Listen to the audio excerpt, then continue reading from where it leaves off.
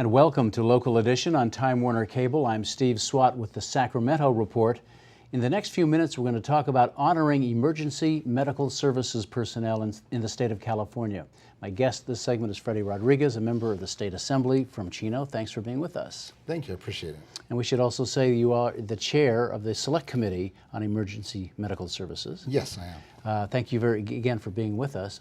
So I know we're going to honor all these emergency services folks in the middle of May. They get a whole week to themselves, right? Well, yes, it's actually a yearly event that was started in 1974 by the College of Emergency Physicians, and this year would be the 40th year. So that week of May 18th, I'll be honoring doctors, nurses, police officers, firefighters, EMTs, and paramedics.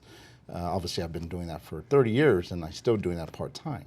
And I assume you're probably the only EMT in the legislature. Is that right? I'm pretty sure I am, yes. Yeah, and I think they should feel pretty safe that I'm there with them to help them just in case something were to happen. That's a good point.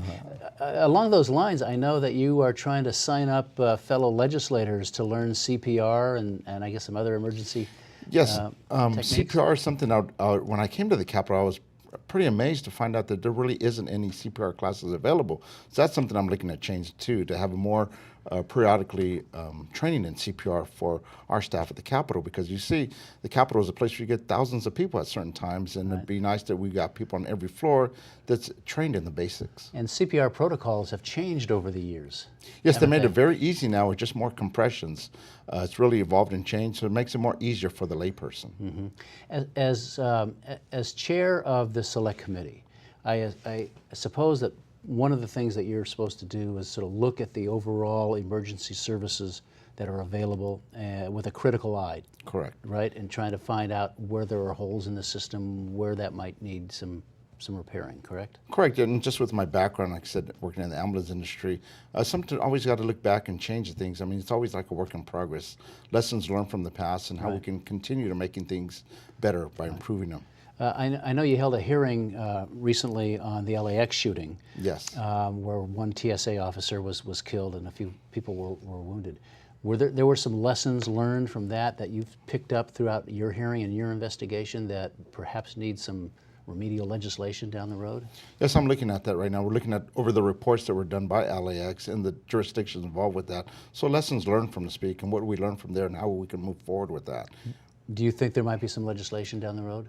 There could be. I believe so, yeah. And just pretty much getting everybody together and learn from mistakes and move on from it. So it's EMS week. Is that a week-long events? It's a week-long event here. It's something I'll be doing at the Capitol for, like I said, the May 18th. And I want to do a little CPR training. I'll be going to some of the members' offices, teaching them the very basics of CPR. Is that right? Yes, because it's obviously a very simple procedure.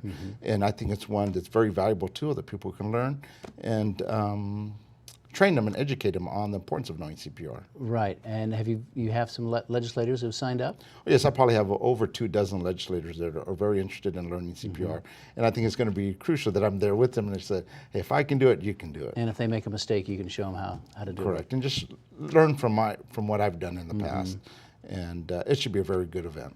And I would imagine it would be very rewarding because I mean, over your 30 years as an EMT, presumably you've helped save a lot of lives, and if you can help someone else do that, it's a rewarding experience. Yeah, and it's good just to share my experience with other members as well, to let them know that them too can be part of helping save someone's life.